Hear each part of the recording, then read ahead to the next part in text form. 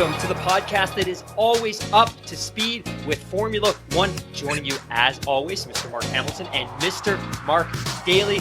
My goodness, what a day, what a weekend. This was an extraordinary Grand Prix. It was surreal, chaotic, absurd, exciting, thrilling. I don't know that I've ever seen an event quite like this. And you can reflect back on Canada in 2011. Obviously, Germany in 2019 is still fairly fresh in our memory. But I don't think I've ever seen anything that was quite as unpredictable as this. And last week, you and I hinted that there could be a little bit of moisture, and we talked about the fact that we haven't seen any wet races this year. And I think for a lot of the folks that are new to Formula One, what we've seen this year, well, not necessarily predictable because we've had some unpredictable outcomes. A lot of that, what we've seen has been pretty standard, routine fare. This weekend was completely different. So to recap quickly, Hamilton storms through qualifying, puts in an absolutely stellar performance. Coming out of qualifying, the Red Bull team determined that the power unit that was in Max Verstappen's car, the power unit that was carried over from that crash in Silverstone, probably wasn't adequate. It looked like it was developing a problem. They swap out the power unit. We go to the race today, Sunday, Hungary, just outside of Budapest, 20 kilometers to the northeast of the city. We have a rain shower within an hour of the start of the Grand Prix. All the cars previously had been fitted with their slicks. They then get put on the intermediates. We go out to start the race. Bottas has a ton of wheel spin off the line. He's quickly passed on the sides by Lando Norris, Max Verstappen. They go into the front corner. Hamilton had a fantastic start. He's away. Unfortunately, Bottas locks up behind Lando, rear ends Lando, destroys his race. They end up collecting Max Verstappen. They end up collecting Sergio Perez. In the meantime, on the inside of the corner, Lance Stroll, the Canadian driver for Aston Martin, does the exact same thing, carries too much speed, tries to correct, locks up his wheels, goes into the side of Charles Leclerc, ends his race. So within seconds of the start of this race, Bottas is out, Stroll is out. We quickly lose Bottas, Lando, Perez. It was a disaster. It was chaos, but it set up an absolutely exciting Grand Prix with an outcome that I don't think any of us could ever have expected. I was thrilled. I was excited. I was jolted out of bed because, blurry-eyed, 6 a.m, I'm watching on my phone, quickly make my way downstairs, booted up on the 65-inch Sony, start the race over just because I had to revisit the entire thing because I wasn't sure if it was real or if I was dreaming it. But the best part was, even after the restart, which we'll talk about, the race was a thriller right until the end. And rarely can we say that about modern Grand Prix. And if this is a taste, if this is a preview of what we can start to expect in 2022 and beyond, which is close, tight racing and passing, then I'm all for it. I'm all in. My friend, you're on vacation. Thank you so much for making the effort to join. I know it was a challenge to get you on the line tonight, but thank you for joining. Your thoughts, your impressions after the Hungarian Grand Prix? Well, I mean, it was so unpredictable, right? And just right from the beginning, because there was something that was unexpected. I was watching on the F1 TV app, which has been my preferred go-to this season, away from the usual TSN feed that we get here in Canada, which is Sky Sports anyways, but I've just become like a real fan of the F1 TV app and the ability to toggle through different cameras and all those different things, which is really, really cool. Anyways, we didn't have Crofty, we didn't have Nico Rosberg doing the commentary. It was the local English feed. And I swore they were commentating, maybe just going over, making their shopping list. There was no emotion, no excitement in their voices whatsoever when we saw this, what Charles Leclerc so rightly called bowling in that first couple of corners. But it was something else. Now, I just have a quick question. Is anybody keeping a running tab now of how much money Mercedes has destroyed in opponents' cars over the past 2 races? We know it was 1.8 million for Max. Now we have to take into account the damage done to Lando's car, the damage done to Valtteri's car, the damage done to Perez's car, and also to Max's car, who was a victim of all that. I mean, obviously, it would be a little bit too far to say, stretch into the realms or dip our toes into the realms of the more conspiratorial theories out there, but intentional or unintentional, whatever it is, they have really, through their, what do you want to call it, bumper car racing the past 2 races in Hungary and Great Britain, taken out a lot of people. And you can understand why Red Bull will be just throwing their arms up in the air in exasperation. But it was really just, it was unreal, just the way that race started. And I couldn't help but think in retrospect, considering how quickly the track dried out, and I'm by no means an expert or have a real depth of knowledge when it comes to any of the procedural parts of Formula One rules and regulations, and I know that the track will dry out, obviously, once the cars get on it, but it was also like 26 degrees Celsius at the start of the race. And even though that was a rain shower, it's a pretty warm time of year for that part of the world. I couldn't help but think that if they maybe had delayed that race start by 20 or even 30 minutes, that track naturally would have dried up. So I don't know what sort of considerations they have to keep there. But I mean, apart from Antonio Giovinazzi, who dived into the pits to go full wets at the end of that formation lap, everybody went on to inters. Everybody except Antonio made the wrong call. And it was just absolute chaos. And it didn't really take too long for them to call that, flag that session, bring out the reds, and rightly bring everybody back and clear up the debris from everywhere, and then just to give it a few minutes, well, more than a few minutes until they did the restart. And then that was incredible in and of itself. It reminded me very much of Indy in 2005. However, there were 6 cars starting that race, and that was for a completely different reason. But that was bizarre, watching Lewis race away by himself when the other remaining cars, which I guess would have been about 16 at the time when you subtract, well, 15, I guess, at the time, if you subtract guys like Perez and Stroll and Leclerc, Lando, etc. And the rest of them all dived into the pits at the end of that second formation lap, and leaving Lewis to go around. And then after he went in after a couple of laps to change tires, he quickly dropped down to the back of the race order. It was incredible. It was just... I couldn't help but thinking that it was a blunder from the Mercedes at pit wall. I mean, ultimately, he was redeemed. I mean, ultimately, he ended up, finishing obviously on the podium. But again, what do we talk about on Thursday night, Mark? But just how crucial it is to qualify well here in Hungary. And ultimately, I think that just being at the front, being on pole, is what really helped keep Lewis Hamilton out of trouble and avoid all that mayhem at the beginning, because Max getting collected in that damaged his barge boards, damaged his floor. And I mean, salvaging a point, that might be a crucial point come the end of the year, but it was just bizarre. I've never seen anything like it. You're absolutely right. In that moment where Lewis was starting on the grid by himself, to me, was surreal. And I quickly screenshot it and I posted on the Twitter feed, because you draw that great parallel to the 2005 US Grand Prix, where there were 6 cars, and again, for very different reasons, and no other cars ended up joining that Grand Prix. And of course, in this case, all the other cars did join. But as Lewis and the rest of the field were going around on the formation lap, you quickly got a sense of how dry that track was. And I know in the post-race comments, Nicholas Latifi was talking about the fact that he was radioing back that the bulk of the track was bone dry in the 30 minutes that it took to clear up that debris, get everyone into the pits under the red flag, do as many repairs as possible for the cars that were impacted by contact.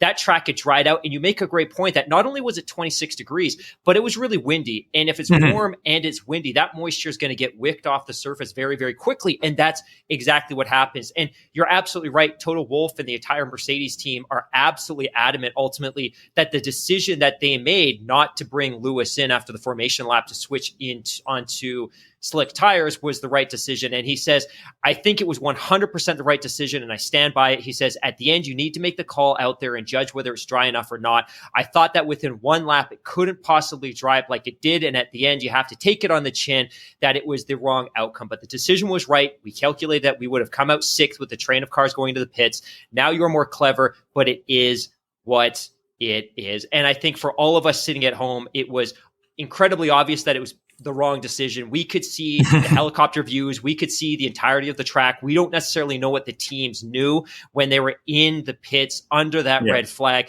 But ultimately, Lewis stands by himself. He's got to go in. He's got to pit right away, get onto those slicks. And at that point, he's at the back of the field and he has to fight through that entire train of traffic. And of course, we talked about this in the past as well. And you alluded to it last week that sometimes Hungary can be a procession. It's an old school track. It's a pre-90s track. It's very very, very tight. It's very difficult to overtake. And ultimately, Hamilton had to do some serious work today to put himself in a position where he could claim as many points as he could. And all the credit to him. But I think we would be remiss as well. We haven't even spoken to the race winner, the winner of this Grand Prix. But I do have to say that it was a heartbreaking race, less so for the Red Bull family and for Helmut and for Christian Horner, but it was heartbreaking for Max. It was heartbreaking, obviously, for Sergio Perez, that once again, they get caught up in some tremendous bad luck. And looking back at the race classifications earlier this season, you look at Red Bull, they had a stellar start to the season right through the Austrian Grand Prix. In the first 9 races, they had a car finishing either first or second. In the first 9 races, Max himself had finished first or second in 8 of those first 9 Grand Prix. And then all of a sudden they hit a bit of bad luck. And it just happens to coincide with a period of time where Mercedes seems to have developed some significant pace. Red Bull seems to have lost some top line speed. But whatever those aero changes were that Mercedes introduced at Silverstone, it seems to be making a world of difference. But unfortunately, just seems to coincide with a period where Red Bull is encountering some really, really tragic bad luck. But I felt terrible for Max. I felt terrible for Perez.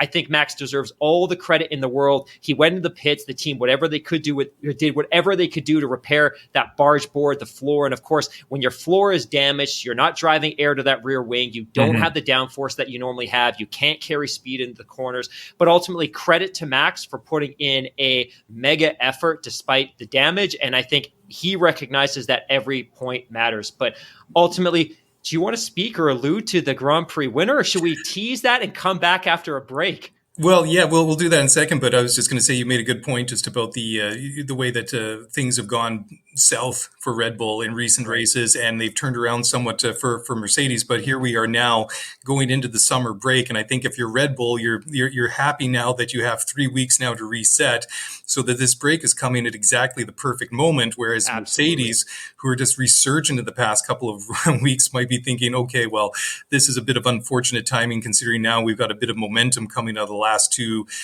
races or so. But now like I say, we have these 3 weeks going into the summer break. We're going to have the shutdown during that time. Everybody's going to walk away. Everybody's going to enjoy their summer holiday. Then we come back to Belgium in 3 weeks. And I think it's going to set up for a very, very intriguing race at Spa-Francorchamps in 3.5 weeks time or whatever it is now.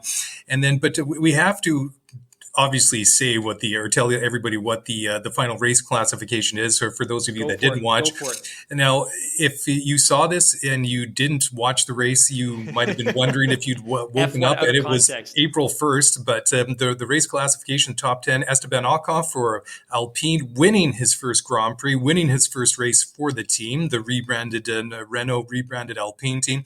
Second was Sebastian Vettel for Aston Martin, who was looking quite pacey and really put Esteban under a lot of pressure. Now, there's an asterisk beside Vettel because he was subsequently disqualified for a fuel abnormality. He finished the race with only 300 milliliters or 0.3 of a liter fuel in the car, which is less than the 1 liter minimum that is required in the regulations. So that is Aston Martin, are going to appeal that. So I don't know how that will come off. So just to put it in context, so the amount of fuel he left in the back of his car was exactly the size of a can of soda, so not a lot. So it's obviously got to be about 3.5 times that minimum. So then behind Hamilton, behind Vettel, you had Hamilton. Fourth was Sainz. Fifth was Alonso. Sixth was Gasly. Seventh was Tsunoda. So good to see double point finishes for both the AlphaTauris. And then I guess the feel-good story of the weekend, well, then one of the other ones, if you're not a fan of Alpine, the 2 Williams car, Nick Latifi and George Russell coming home 8th and 9th, Max Verstappen rounding out the top 10. And then I guess we should say that, I guess the de facto P10 would be Kimi Räikkönen in the Alfa Romeo. So I guess this really depends on Sebastian Vettel's appeal, but I don't know how they could maybe get that overturned. I don't see any way around that. I mean, we're not talking that he's 10 milliliters or 20 milliliters under the minimum. I mean, he's 700 millimeters under the 1 liter minimum. So that seems a bit much of a big ask, but that was really disappointing. I mean, as most people know, that you and I have really wanted to see a lot from Aston Martin this year, not just from Sebastian, but also from Lance, and the fact that this team has been rebranded and all the obvious Canadian connection both on and off the track. So obviously disappointing, but And just before we go into the break here, and I guess this will tease the conversation on the other side, when you look at the Drivers' Championship, this is where it starts to get pretty interesting. On the top of the Constructors, it is now no longer Red Bull, who have been up there for several weeks now. Is now Mercedes leading the Constructors with 300 points. Red Bull 10 points behind with 290. McLaren 163. And then again, getting very interesting, now Ferrari only 3 points behind McLaren in the Constructors' Championship. And this is what we said on Thursday night, guys. Keep an eye on this battle between McLaren and Ferrari in the Constructors, because it is now razor thin. And then Alpine, with the very impressive results this afternoon, have leapfrogged up quite a bit. They are now 5th in the Constructors' Championship with 75. Now going over to the drivers, Lewis Hamilton leapfrogging Max Verstappen, 192 points. Max second with 186. Lando Norris still in third with 113.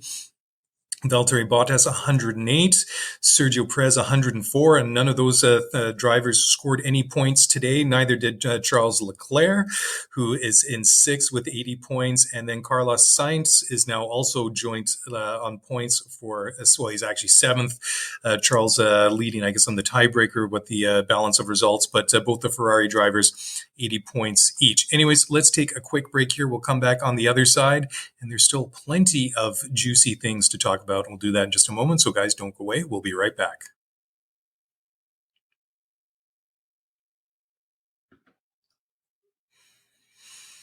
Okay, welcome back to the show. And just a little note, no live stream tonight or probably for the next couple of weeks. So while we also enjoy our summer break, lots of good content coming your way. But unfortunately, live stream will be postponed just for a couple of weeks. But we'll be back at the end of the month when we get back to racing at Spa-Francorchamps. Okay, Mark, we've talked about some of the, I guess, the high points and the low points, but plenty of news to talk about.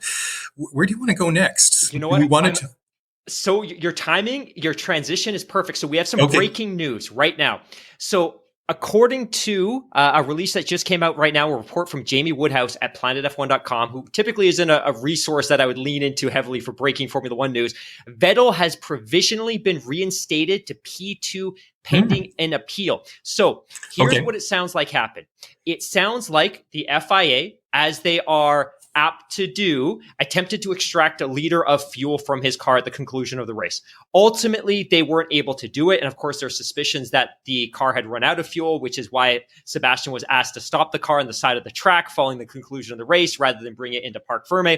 Ultimately, the Aston Martin team is arguing that he had been asked to pull the car over, possibly due to a fuel pump issue. So the Aston Martin team, Otmar Snafnauer, is arguing that their data indicates that there should be roughly 1.4 liters of fuel in that fuel tank. Now, the Aston Martin team were given the opportunity to help extract, to pump that fuel out. They weren't successfully able to do it. They did petition the result or the ruling of the stewards. And believe it or not, and this is something that I've also never heard of before, the entire car is being transported to the FIA complex in France immediately following the conclusion of the Grand Prix weekend. So the FIA is actually taking the entire car plus the power unit, and they're going to be recruiting a slew of the Aston Martin mechanics to help conclude this investigation in France over the summer break. So I don't think they would typically ever confiscate a car as part of an investigation. But again, given the fact that we're going into a 4-week break, they clearly have an opportunity to.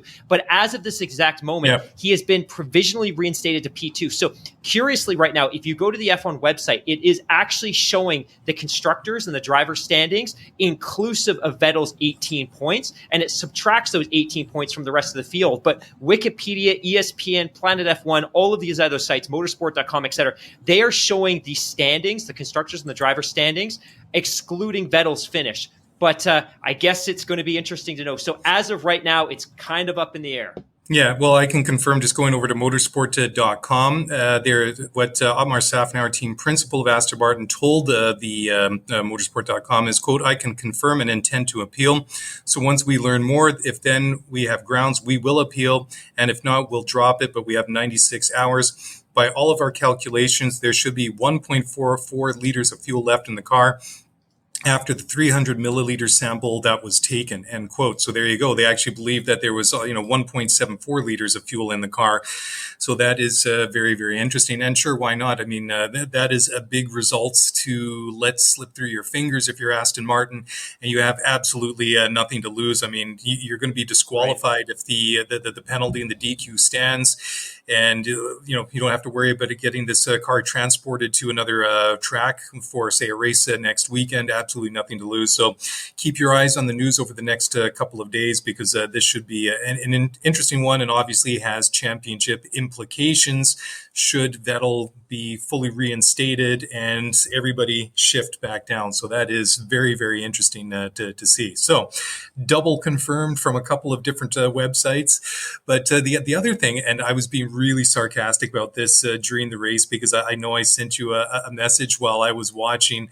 And after the precedent that we saw in Great Britain at Silverstone a couple of weeks ago, when Lewis Hamilton punted Max Verstappen off the track at Copse Corner into the gravel.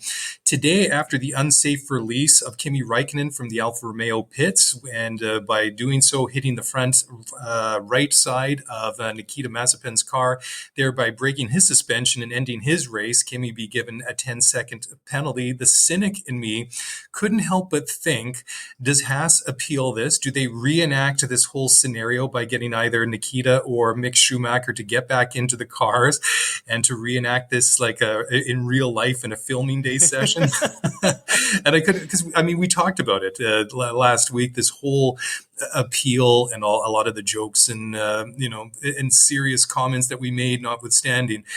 It's obviously not going to happen, but part of me couldn't help but wonder that, wouldn't something be said otherwise? Well, he ended my race. It was only a 10-second penalty. Is that really fair? But yeah, let's not go down that rabbit hole, should we? No. So I think at this point, and we've got so much juicy stuff to get to tonight, and only so much time, I feel like we absolutely deserve to give Esteban Ocon his flowers for his performance this weekend. This is a guy that's been in Formula One. He's been out of Formula One. He rose through the Mercedes Academy. I know a lot of people were talking to Toto Wolff because he was a big part of his development early in his career, helped identify him in the lower formulas, helped funded his development. Ultimately, he came into Formula One back in, oh my goodness, I think around 2016, I think he finished the back half of the season with Manor, moved over to Force India, had a stellar 2017, slightly choppy 2018, but still put in a ton of points finishes. Yep. 2019, of course, he was out of the sport after Lawrence Stroll bought Force India, and it was rebranded Racing Point. He was displaced by Lance Stroll, so he sat out 2019, spent the entire year in the Mercedes team, in the garage, no doubt learned a lot. And in 2020, when Renault was going through the initial stages of their rebranding and rejuvenation, and they were starting to bring in some new leadership, he was a perfect fit for that team, being a French driver. Last year, his season finished on a real high. He had points finishes in his last 3 races. He finished second in Sakhir. And then for him to go out today and be in a position where after that restart, he comes out, he's in the lead early, he fights off.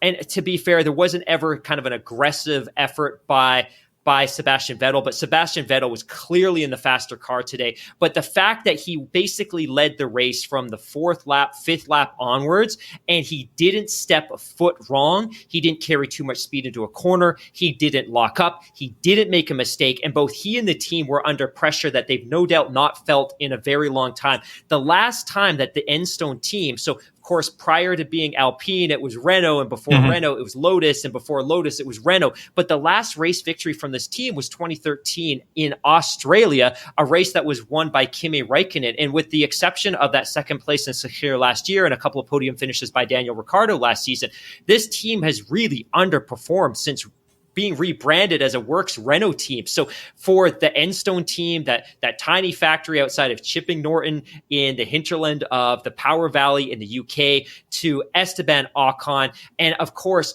we couldn't shower praise on Esteban Ocon without acknowledging the absolutely phenomenal battle that Fernando Alonso engaged in with Lewis Hamilton for 10 laps to hold him back and give Esteban the runway to win this race, but ultimately, what a phenomenal weekend, not only for Esteban Ocon and for Alonso, but for that team. And just in the spirit of talking about Fernando Alonso, he put in a brilliant performance at Silverstone. And we talked about the fact that he's now leaning into his own instincts, his own feel, as opposed to listening to technical direction from the team. Mm-hmm. But this was also his best finish since I think he finished, fourth in Malaysia back in 2014. So great performance for Fernando Alonso as well.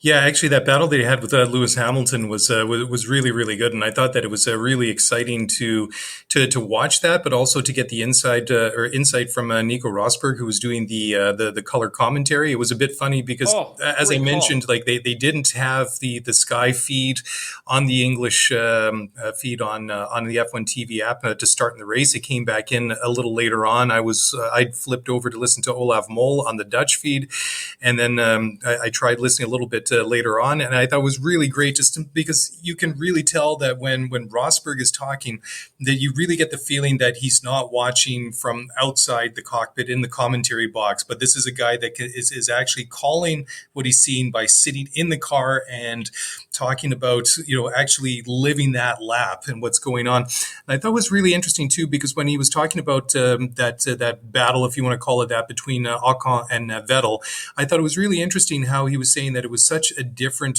position to be leading the race rather than being in second place, and how that all the pressure really was on Ocon, because just the way that you have to defend, how you have to think when you're out front, and how it's a little bit easier to be the following car and kind of really get into your opponent's head and really learn how they're driving and how they're going around the track, and how you're able to take more risks, because if you try to make a move and it doesn't stick, then so what? You drop back, maybe you lose a couple of seconds or something like that. But if you're actually one of the cars that is your faster car, as it really appeared that Vettel was today, that you'll be back on him in, say, a couple of corners or a couple of laps. So it's not really a big loss, say, on a track like Hungary. But I mean, I thought that Esteban Ocon did a great job out front there. But I mean, like you so rightly suggested or mentioned, that you really have to give a huge assist to Fernando Alonso. And I mean, I guess you could say he was running interference by fighting with Hamilton for all those laps, but he wasn't going to make it easy for Hamilton to pass, regardless if his teammate was leading the race or not. Absolutely. I mean, there's a lot of personal history there, despite the fact that they both say they have a lot of respect for each other, yada, yada, yada. But it was really fun to watch those two really scrapping it out, because, I mean, they're both veteran drivers in their own rights. I mean, and Fernando, for me, I think has turned into be a bit of a pleasant surprise, I guess you could say, because, I mean, you could tell that it was taking him a while to figure out that car over the first half dozen races or so. But I guess maybe going back to about maybe France or thereabouts, it seemed to like he was really starting to come into his own. And I think he'd even said at the time that he was needing less direction from the engineers and from the pit wall and stuff like that, and was just feeling a lot more intuitive in the cockpit. And I think it's really showed over the past several Grand Prix now. And I mean, I think you got to be really excited now if you're within that team. And I guess today is a little bit kind of similar to Italy last year, what with all the stoppages we had in that race, and then at the end you had Sainz and Gasly scrapping it out for the race win, and ultimately Gasly ended up winning that one, which is a feel good moment of 2020. But certainly this is one of those races that we'll remember from 2021. Absolutely. For me, this was an important race in a lot of senses. It was as sad as it was to see Max go out the way he did, because I think we all want to see a competitive championship. As sad as it was to see Perez out and Lando and Charles Leclerc and all of this young talent out so early, It was still in so many ways a feel-good race. It was a feel-good weekend because, and I talked about this a little bit on one of the last podcasts, coming out of the Grand Prix at Silverstone on that Sunday, Lewis had put in a great drive. He'd won a Grand Prix. He was back in the championship. I felt terrible. I felt sick to my stomach. I didn't like the way the weekend had had come together. I didn't like the outpouring of negativity after that contact. I don't like the fact that we spent 2 weeks litigating something that to so many of us just seemed to be so obviously a Hamilton error. It seemed to be a racing incident. This weekend was something of a fresh start. And as terrible as it was for those drivers that I mentioned, and I feel terrible for them, I feel terrible for their teams, ultimately to see Esteban Ocon win a Grand Prix when I don't think any of us had that on our radar, to see Fernando Alonso put in a great performance. And just on the Fernando piece as well, when he left Formula One at the end of 2018, I reflected back on his title in 05 and 06 and the great things he did with the Ferrari team. But between the toxicity of that 07 season and the negativity that surrounded the entire experiment with McLaren and Honda, I felt like maybe it was the right time for him to leave Formula One.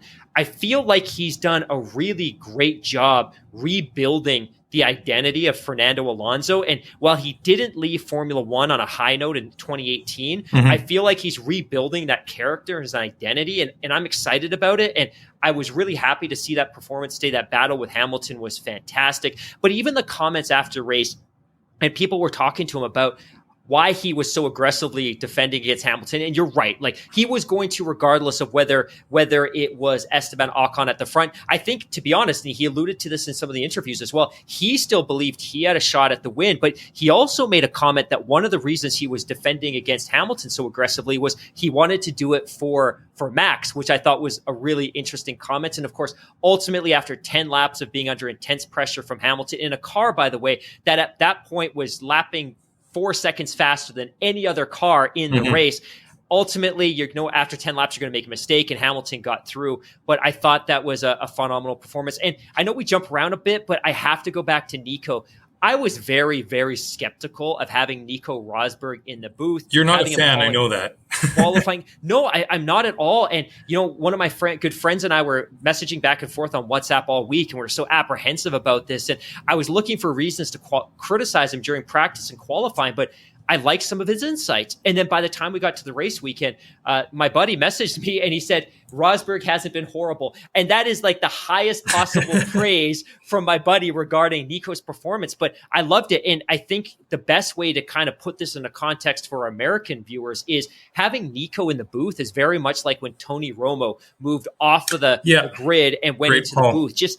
He delivered the chemistry obviously with Crofty. It's not something that's going to develop overnight, and it's going to have to build if this is something that Nico wants to do, because I think calling races full time is a big commitment. I don't think there's any significant money in it for Nico, but I liked obviously his insights. I love the fact that he was able to criticize the drivers in a way that I think some of these other folks can't, because they don't have the experience of competing in a Grand Prix or driving a Formula One car like Crofty and some of these other folks. But I loved his insights, and some of them as well. Like, I'm just making a note here, very candid, picked lots of small things. He made a really great observation about Hamilton when Hamilton switched tires, and he spoke to the fact that, look, Hamilton can't go all out on these tires for the first 2 laps, because if he does, he's going to activate the compound too early, and they're going to wear down much quicker than they would. He's going to go and he's going to run them fairly slow for the first 2 laps, keep them within 5 to 10% of the peak operating temperature, because then he's going to get 20 ultra aggressive laps out of them. And like, that's an unbelievable insight that we would never get from somebody who hasn't competed in a Formula One car. And even some of the analysts that we hear from, they may have competed at Formula One. They've never raced a V6 turbo hybrid. They've never raced on Pirelli tires. They've never raced on anything that is relatively close to these compounds. So, you know what, by the end of the weekend, I'm a bit of a Nico convert, to be totally honest. I thought he did a stellar job, and I look forward to him being in the booth more, just because the insights that he was able to deliver are unlike those that we typically get out of that crew. I must admit, I do enjoy Martin Brundle doing the commentary on the Sky Sports feed, but I've found that over the past year and a half or so, what with things being changed up because of the travel and all those related things because of the pandemic, and sometimes that is affected who could be in the booth for different races alongside Crofty. I think that it's worked well, and I thought that Nico did a great job. Anyways, let's take another quick break. Then I know we both have to get going, so we'll wrap it up quickly, but there's still a couple really good things we need to talk about, and we need to talk about Williams, because this was the breakthrough that I think that they really have been craving, desiring, desperate for all these number of years. And we'll talk about that in just a moment, so don't go away. We'll be right back.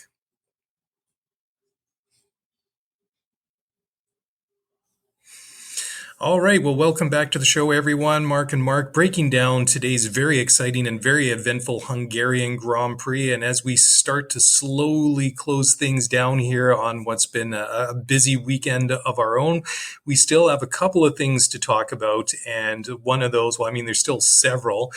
Valtteri Bottas has apologized to Toto Wolff for what he called his small mistake, which obviously had big repercussions. Red Bull is afraid that they might lose yet another Honda power unit as a result of that crash. And Bottas, because of that, is going to be slapped with a 5-place grid penalty in Belgium, as will Lance Stroll. So here we go. It's already happening. All the fallout from that first lap. Mayhem, I guess, is probably the best way to put it. But this is another feel-good story in and of itself. I mean, obviously, Ocon winning the double, very good high points finish for Alpine in Hungary, but also both the Williams cars coming home in the top 10, and George Russell in tears after Williams scoring points today. And I thought it was great, too, because Nick was right up there running a P3 after the restart, and I thought that it just really showed what a great teammate George Russell is. He was on team radio saying, pit me first, do whatever you need to do. If you have to compromise my race, go for it, as long as it helps Nicholas and it gets him a good finish, and it helps the team do what you need to do to keep him running as high as you can, is basically what he was saying. I thought it was a great story. I think it was great to see. I think the best part of all of this is we probably all knew that George was going to have a breakthrough at some point of his own, and he was going to get into the points. I think this is important for his confidence. I think the last thing he ever wanted was to leave this team after 3 full championships and go to Mercedes without having scored a point. I don't think that's the legacy he wanted to leave with this team. But the fact that he could have that breakthrough and score points, despite the fact that qualifying wasn't great for Williams, they didn't look great in practice. For him to have that breakthrough simultaneously with his teammate is just a whole other order of magnitude in terms of feel-good story. I'm obviously ecstatic, and folks often accuse us of being homers for Red Bull 1 month and then Mercedes the next. For me, at the end of the day, if there's anyone that I'm emotionally invested in as a driver, it's Nicholas, it's Lance. They're Canadian kids. They're great kids. I totally get it. They come from really, really, really well-endowed financial situations. I get it, but they're both good kids, and I wanted to see this so much for Nicholas. We obviously don't know what his future holds beyond the season. If it wraps up, which I hope it doesn't, at least he's going to be able to reflect back on his career, know that he finished with a P8, possibly a P7 finish, depending on how the investigation into Vettel goes. But at the same time, for Nicholas Latifi, this is also a good news story, because as Williams starts to more closely investigate who their driver lineup will be for next year, this is something that they can look to, that, you know what, given the opportunity to race at the front of the pack, can he be consistent? Can he go an entire Grand Prix without making a mistake? And these are things that I think he's shown, but it's typically been at the back of the pack. For him to put in a points finish and, like you said, run in a podium position for the first few laps after the restart, I couldn't be more happy for Nicholas. And to your point about George Russell as well, when he came over the radio early in the race and he said, look, if you need to compromise my race to help Nicky, do it. Prioritize Nicky. Like, not only was that a great message, but what do you think Lewis and the Mercedes team are thinking when they hear that? Like, this kid is not only a top tier potential superstar talent, although again, we haven't necessarily seen or given him the opportunity to demonstrate that given the car he's been in. But if you're Lewis and you're Mercedes and you hear that, this kid seems to be the total package in terms of teamsmanship and team spirit and being there to support the team. I thought that was a fantastic message. But I think the best part of this isn't just that they had a breakthrough, but both of the drivers broke into the points. And I went back to look because I wanted to get a sense of the last time they had a double points finish. The last time Williams had 2 drivers in the points at the same time was Malaysia in 2017. Wow. When Felipe Massa finished P9 and Lance Stroll finished P8. And again, I don't want to get into it now. We'll talk about it in the Spaces chat later this week and in the next next few podcasts. Very disappointed with Lance this weekend. His run of performances recently has been extremely, extremely poor. I think there's a lot of work to do there. I don't want to get into that now because I want to stay on this kind of good mood, good vibes kind of storyline, but ultimately incredible performance by Williams, this team, something that they can significantly build on. And I think it just reinforces that everything that they're doing in terms of kind of the infrastructure of that team and from the reorg of the structure in terms of eliminating overlap and unifying the team with the factory and all those kind of things that they've been doing recently is showing some payoff, some return on the investment that they've been making. Yeah, absolutely. I think the naysayers and the haters might say, well, if it wasn't for all the chaos that eliminated half dozen of the contenders that would have taken up those points finishing positions, then you guys would have been outside of the points anyways, as you usually are. But on the flip side, I mean, we still restarted that race with 14, 15 cars, whatever it was. They still had to fight for all of that. Sure. I mean, Nicky was in a good spot where he was to restart that race, but there was still 69 laps or 67 laps to go, whatever it was out of the full race distance. And I think that it's just good verification that what they're doing at Williams is going in the right direction. I think as a rule, their cars are usually fairly reliable. I mean, it's obvious that they lack a ton of pace. And perhaps today that will really give them the shot in the arm that they really need. That, maybe we had a little bit of good luck go our way, but we still had to, 97% of that race to run, and we still got both of the cars into the top 10. And I can totally understand why George was really emotional about that afterwards, because, I mean, that has been something that has eluded him in that Williams car several times over the past couple of years. He's come really close on a couple of points, a couple of races. Sebastian Vettel saying after Mugello last year that he felt really bad for taking that last point away from George Russell. I think Fernando said it a couple of races ago. And I mean, that one off at Sakir when at the end of the year when he filled in for Lewis when he had COVID, I mean, that was obviously a memorable race and one for the books, but it was it would have been expected in that car. And you can see that it would be so much more meaningful and so much more emotional for George being this with the team that he's been racing for the past 2.5 years, and possibly, who knows, this might be one of the last races, if not the last race that he races for them. Absolutely. If they actually do get this move done and he moves over to Mercedes, which has been long expected and seems to be just a question of time more than anything else. And I couldn't help but being a little bit cynical again. I know I'm chill, Mark. You're excited, Mark, to all of our listeners, to our community. You're also lead, Mark, by the way. That I'll take to the grave, but you're also lead Mark. No, lead Mark. Okay. Maybe I'm going to be cynical, Mark, today, because when you're saying, well, maybe to Mercedes, maybe to Lewis, that you think, oh, that kid's a great teammate. Look how selfless he is. I couldn't help but thinking, Lewis and Mercedes are going to think, hey, this is good-natured doormat. He's going to be the perfect replacement for Valtteri Bottas. Is just going to say and do what we want, not get in the way of Lewis Hamilton, just like Nico Rosberg did for all of those years. But who knows?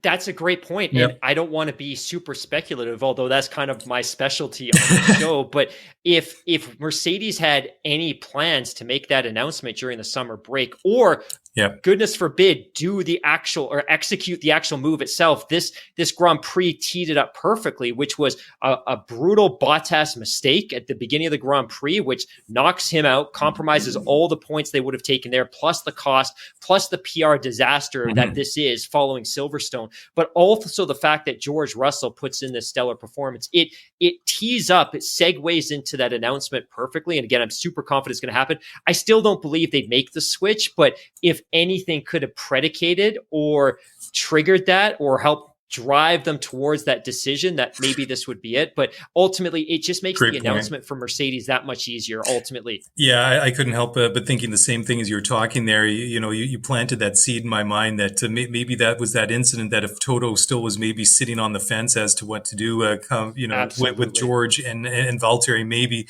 that is that one final maybe verification that he needs to finally make that decision one way or another. And because well, I mean, the big smash that George and Valtteri had at Imola notwithstanding, but maybe this was the one that, and I know that at this point they are leading both championships, but certainly by Valtteri knocking himself out of the race.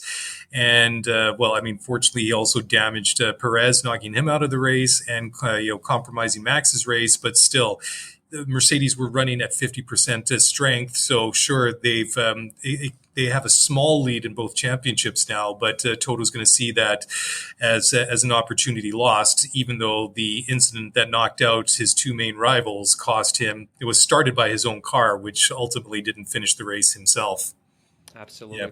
So, Mark, as we wrap it up here, finally, Lewis Hamilton said he's still suffering from the after effects of COVID that he had last fall, and he was actually treated for a bout of fatigue and dizziness after his, that real epic run to third place in Hungary this afternoon.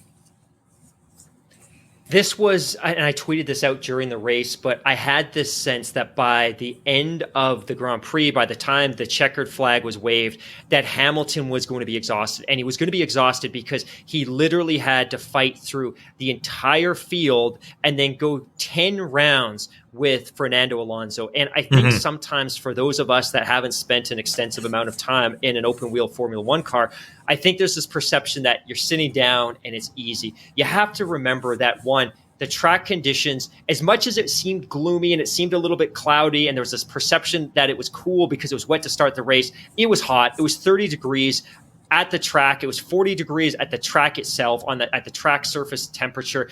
Ultimately, he's in a car. He has to fight. There was no easy overtake here because of the way that this track is constructed and because of the widths in the corners. He had to fight. And driving a Formula One car is a physical battle at the best of times. And fortunately for Lewis, for much of the last 7 years, he's been at the front. So it's been more a case of holding on to that lead and being consistent and not making mistakes. But ultimately today he was in a position where he literally had to fight from the back of the pack to get up to the front to score this podium finish. So that alone would put him into a position where you're going to be physically exhausted, you're going to be drained, and you're going to be heavily dehydrated, which I think is exactly the case. But I think ultimately that what we learned afterwards was it wasn't necessarily just exhaustion and dehydration from the race itself, but rather he's still fighting this concept of, or this idea of long COVID. So I think, as all of our listeners know, and anyone watched the Grand Prix last year, he missed the second race in Bahrain last year because he was diagnosed with COVID. He sat out a race. He was able to come back for Abu Dhabi.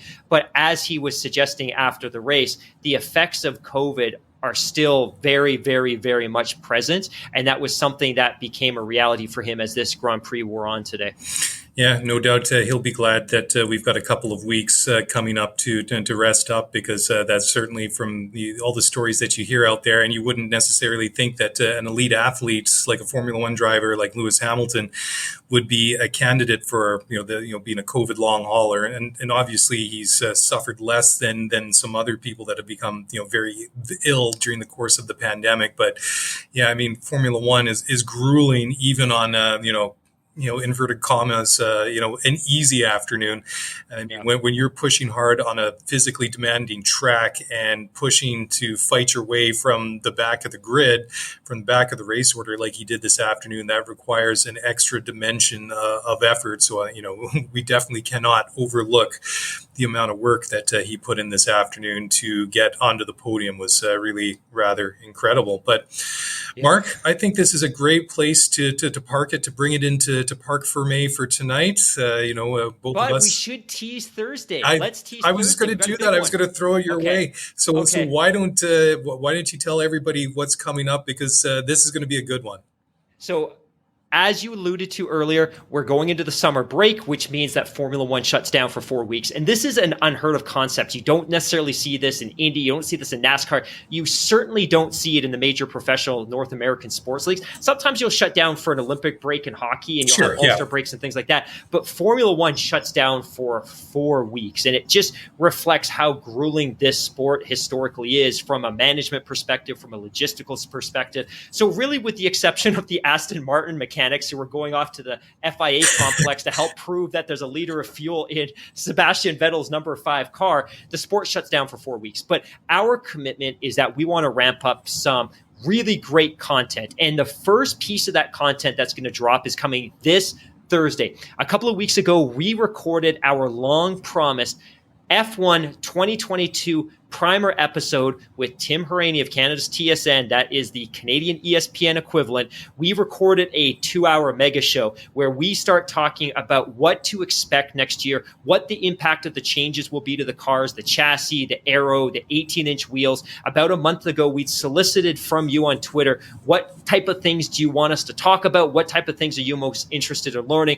We did a great recording session with them a couple of weeks ago. We packaged up. That's going to drop on Thursday. We've got some other great stuff that's going to drop throughout the summer as well. So make sure you keep tuning in. We're going to have lots of mailbag content. We're going to have lots of Twitter shows. We are finalizing some details on a couple of other shows. We're going to lean into an individual who's going to help kind of walk us through the marketing and the kind of commercial side of Formula One, which we're super excited about. And then, of course, once we get through the summer break, and I'm going to tease this as well, we get a monster triple header. We go to Spa, which is obviously one of the best tracks on the circuit. So August 29th, we're back at the Belgian Grand Prix at Spa. A week later, we're at Zandvoort for the first Dutch Grand Prix in decades, which I know you are ecstatic about, excited, and Max yeah. fans should be. And then a week after that, we're at Monza. So we have this monster triple header to kick off the end of August, the beginning of September. It's going to be awesome. And the summer break's going to go by like crazy. But one thing I would tease, and this is something we've seen over the past few years, is a lot of more instrumental logistical decision-making happens during the summer break. So we've alluded to this over the last couple of weeks. Don't be surprised if we hear some announcements regarding driver changes for next year.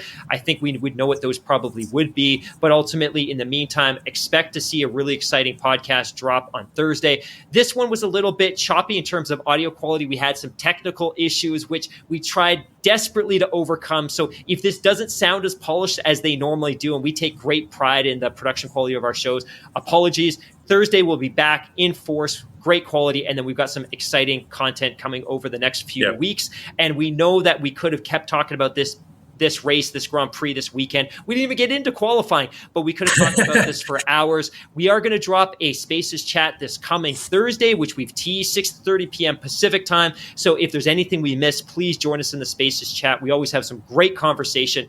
But Mr. Daly, that's all I got. Anything you want to close this bad boy with? No, I was just going to say I'm looking forward to the one with Tim because as a former race driver and an analyst, he really brings an added dimension of insight and knowledge, and I'm really looking forward to that. But that's all I've got. I know both you and I have got to move on and do some other things this evening. So thank you one and all for sticking with us over the first half of the season. Looking forward to these next couple of shows coming up, and then obviously looking forward to getting back to racing in a couple of weeks. That's it from us. Thank you very much for listening. Thank you very much for watching. If you want to get in touch, easiest way is on Twitter at Scooteryf1pod and via email at scooteryf1pod@gmail.com. Had a great email from Yarmo, who is actually going off to Monza. Wow. We had a great email, which we definitely will address in an upcoming show because he had a lot of questions about going to a Grand Prix for the first time, which is great, which is a great one that is always good to talk about for anybody that's going to race, and we'll do that coming up soon. Anyways, that's a wrap. Have a great week, everyone. Hope you enjoyed the race, and we'll talk to you again soon. Bye for now.